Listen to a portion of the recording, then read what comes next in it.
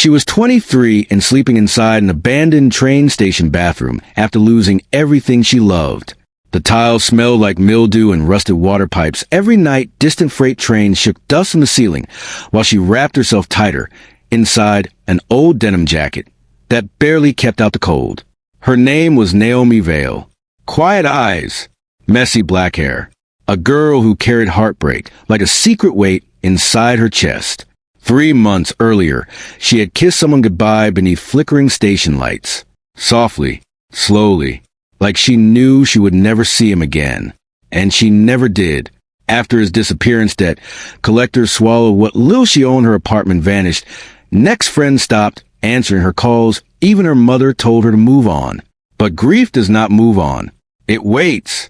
Then one rainy afternoon, Naomi discovered something strange inside an online government auction list. An abandoned mining settlement. Population 0. Condemned for 30 years. Price, $1. Everyone online laughed at it. A dead city in the middle of nowhere. Worthless. Forgotten. But what she did not know was someone had hidden something beneath that dead city long before it was abandoned. Something connected to her own family. And by the time Naomi uncovered the truth, she would realize the city had never been empty at all. Before we continue with stories like this, stay with you long after they end. Stories about grief-forgotten places and impossible discoveries. Take a moment to subscribe. And if you have ever held on to a memory you could not let go of, tell me in the comments. Now let us continue. Naomi's grandfather Elias Vale used to repair watches in a tiny shop beside the river district. Not expensive watches. Old ones. Pocket watches carried by railroad workers. Cracked wristwatches from coal miners. Broken clocks people almost threw away. The shop smelled like machine oil, cedarwood, and burnt coffee. As a child, Naomi loved sitting beside him during thunderstorms. Tiny ticking sounds filled the room like whispers. Every clock tells 2 stories, Elias once told her while adjusting a rusted gear. Naomi looked up. What are the 2 stories? The time people remember. He smiled softly. And the time they try to forget. At the time, she did not understand him. Years later, she would. Naomi's grandmother Ruth had been a schoolteacher in a remote mining town called Black Hollow, a place buried deep between mountains and fog. She rarely spoke about it. Only little things escaped sometimes. The sound of mining sirens at dawn, black dust covering windowsills, the smell of wet coal after rain. And once during dinner, Ruth suddenly froze while hearing an old train whistle outside. Her face lost color instantly. Elias quietly reached for her hand. Neither explained why. When Naomi was 11, Ruth died unexpectedly in her sleep. After the funeral, Elias became quieter. He stopped fixing watches for several months. Sometimes Naomi caught him staring at old maps late at night. One map especially. Black Hollow, folded carefully, edges worn from use. Whenever Naomi asked about the town, Elias always answered the same way. Some places should stay asleep. By 18, Naomi fell in love with a mechanic named Lucas Reed. Gentle smile, grease-stained hands. The kind of man who listened more than he spoke. He repaired motorcycles in a garage beside the rail yard. At night, they sat on the station roof eating cheap takeout, while freight trains rolled below them. Lucas dreamed about leaving the city someday, buying old land, building something meaningful. People leave dead places too quickly, he once told her. Sometimes they just need someone willing to stay. Naomi laughed softly, then kissed him beneath flickering yellow lights. That kiss stayed inside her memory forever, because 2 weeks later, Lucas disappeared. No note, no phone calls, nothing. Police assumed he left voluntarily. Naomi did not believe them. Something felt wrong, terribly wrong. After Elias died the following winter, Naomi inherited almost nothing. Just a toolbox, a silver pocket watch that no longer worked, and an envelope containing one sentence written shakily across faded paper. If Black Hollow wakes up, listen beneath it. That was it. No explanation. No answers. Only confusion. At the time, Naomi shoved the note into her backpack and forgot about it. Until the online auction. Until the $1 city. Black Hollow. The bus ride north lasted 11 hours. Rain followed Naomi almost the entire way. Mountains slowly swallowed the highways. Gas stations disappeared. Phone service faded. By midnight, the driver dropped her alone beside an empty dirt road, surrounded by pine forests. "You sure about this place?" the driver asked nervously. Naomi nodded. The old man hesitated. "People around here do not go near Black Hollow after dark." Then he drove away, leaving silence behind. Naomi stood alone with one backpack and $43 left to her name. Cold wind moved through the trees like distant whispers. Somewhere far away, metal groaned softly. Not machinery. Something older. She followed the dirt road uphill for nearly an hour before finally seeing it through fog. Black Hollow. The dead city. Wooden buildings leaned sideways like exhausted skeletons. Broken street lamps lined empty roads. An old church tower rose above the fog in the distance. Every window looked dark. Watching. Waiting. Naomi swallowed hard, then kept walking. The town felt wrong immediately. Not haunted. Not supernatural. Just unfinished. Doors remained slightly open. Coffee cups still sat inside certain homes. A child's bicycle rested beside a porch covered in ash-colored dust, as though people vanished too quickly to pack. Naomi entered the old general store first. Dust floated through pale morning light. Shelves still held rusted cans. Behind the counter sat an old cash register frozen half open. But something caught her attention. The floor near the back room vibrated faintly beneath her boots, like distant movement underground. She froze, listened, nothing. Then a low metallic hum echoed somewhere beneath the town, gone almost instantly. That night, Naomi slept inside the abandoned train depot wrapped in old curtains she found upstairs. Wind howled through broken windows. Around 2 a.m, she heard footsteps outside, slow, heavy, crunching gravel. Naomi held her breath. The footsteps stopped directly beneath her window. Then silence. Long, terrible silence. She peeked carefully through cracked glass. Nobody there. Only fog drifting through empty streets.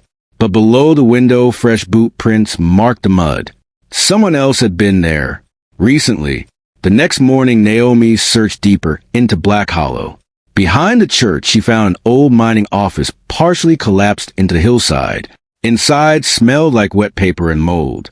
Cabinets lay overturned everywhere. Most records were destroyed, except one locked drawer. The silver pocket watch from Elias suddenly caught on the drawer handle strangely.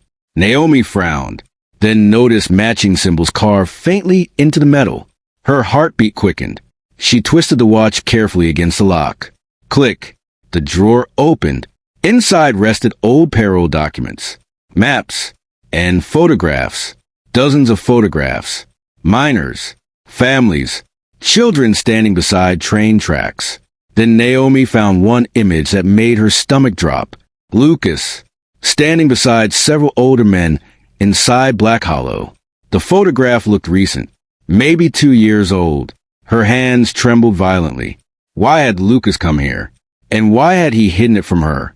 Beneath the photographs sat a journal belonging to her grandfather Elias. Most pages discussed mining routes beneath the city, but certain sentences had been scratched out repeatedly. One remained readable. They sealed the lower tunnels after the collapse, but they never found Vault 9. Vault 9. Naomi whispered the words quietly, then stopped breathing. A faint knocking sound echoed somewhere below the floorboards. 3 knocks. Pause. 3 more. Exactly beneath her feet. The sound led Naomi into the church basement that evening. Darkness swallowed everything below the stairs. Her flashlight beam revealed broken benches, collapsed walls, and water dripping steadily from old pipes. But near the far wall stood something strange. A perfectly clean iron hatch. No rust. No dust. As if someone still used it. Fresh scratches marked the metal edges. Naomi's pulse pounded. Slowly, she pulled the hatch open. Cold air rushed upward, carrying the smell of wet stone and engine oil. A hidden tunnel stretched into darkness beneath the city, and far away she heard machinery humming. Black Hollow was not empty. Someone was living below it. Naomi followed the tunnel carefully for nearly 20 minutes. Old rail tracks disappeared deeper underground. The walls sweated moisture. Then she noticed something disturbing. The electric lights attached along the tunnel ceiling were new. Someone had installed them recently. Why build beneath an abandoned city? Who was down there? And then she heard voices. Human voices. Very close. Naomi quickly hid behind an old support beam. 3 men walked past carrying crates filled with silver bars. Illegal mining. Her chest tightened instantly. Black Hollow had become a hidden smuggling operation, and someone powerful wanted the city forgotten. After the men disappeared, Naomi continued deeper underground until she reached an enormous hidden chamber beneath the city. Rows of mining equipment filled the cavern. Generators hummed loudly. Crates stacked against stone walls. And near the center vault 9, an enormous steel door partially buried behind collapsed rock. Someone had finally opened it. Barely. Naomi slipped inside quietly, then froze completely. The vault was not filled only with silver. It held old lockboxes belonging to mining families who once lived there. Jewelry, gold coins, cash bundles, property deeds. Enough wealth to change countless lives. But hidden deeper inside the vault stood something even more important. Shelves filled with journals, letters, records, proof. Black Hollow's mining company had knowingly caused a collapse decades earlier to hide illegal operations beneath the town. Hundreds died because of it, and the company buried the truth. Naomi's grandfather Elias had discovered everything years ago. Lucas too. That is why he came here. That is why he vanished. Then Naomi saw it. A small leather notebook resting alone on a desk. Lucas's handwriting. Her breathing stopped. Inside the final pages he had written, "If you found this, Naomi, I am probably gone. But I stayed because somebody had to protect the truth. Your grandfather tried first. Now it is our turn." Tears blurred her vision instantly. Then something slipped from the final page. A photograph. Lucas smiling beside Elias. Together, they had been working secretly for years, trying to expose Black Hollow. Naomi escaped the tunnels before sunrise, carrying as many records as possible. The following weeks became dangerous. Several powerful companies tried reclaiming Black Hollow quietly after news leaked online. But the journals changed everything. Families of former miners returned. Investigations reopened. Survivors finally learned the truth buried beneath the town for 40 years. Naomi stayed, not because she wanted money, but because she finally understood why her grandparents never forgot Black Hollow. The city was not dead. Its people had simply been silenced. Restoring Black Hollow took years. Naomi lived inside the old train depot while repairing buildings slowly with volunteers. At first she failed constantly. Pipes burst. Roofs collapsed. Winter nearly destroyed half the repairs. But little by little life returned. An old diner reopened first. Then the church bells rang again. Former mining families visited every summer, bringing photographs and stories. One elderly woman hugged Naomi tightly after receiving jewelry recovered from Vault 9. "My father died trying to protect this town," she whispered through tears. "You brought him home." Naomi cried that night alone inside the depot. Not from sadness, from relief. Months later, Naomi repaired Elias's silver pocket watch using tools she found underground. For the first time in years, it started ticking again. Soft, steady, alive. She sat beside the train tracks at sunset, listening to it carefully. Then she finally understood what Elias meant all those years ago. Every clock tells 2 stories. The time people remember, and the time they try to forget. Black Hollow had carried both. And now someone finally listened. 3 years later, tourists slowly returned to Black Hollow. Not because it became rich, but because it became honest. The old station lights glowed again at night. Children ran through streets once buried in silence. And above the restored depot entrance hung a small bronze plaque for the ones who stayed. Sometimes Naomi stood there after dark listening to distant trains crossing the mountains. Still wearing Lucas's old denim jacket, still carrying the pocket watch. Sometimes grief remained, quiet, heavy, but no longer empty, because she finally understood something important. Dead places are never truly dead. Not if someone remembers them. If this story stayed with you until the end, subscribe for more emotional mystery stories like this. And in the comments, tell me about a place or memory you could never forget. Sometimes the things we lose are the things still waiting to be found.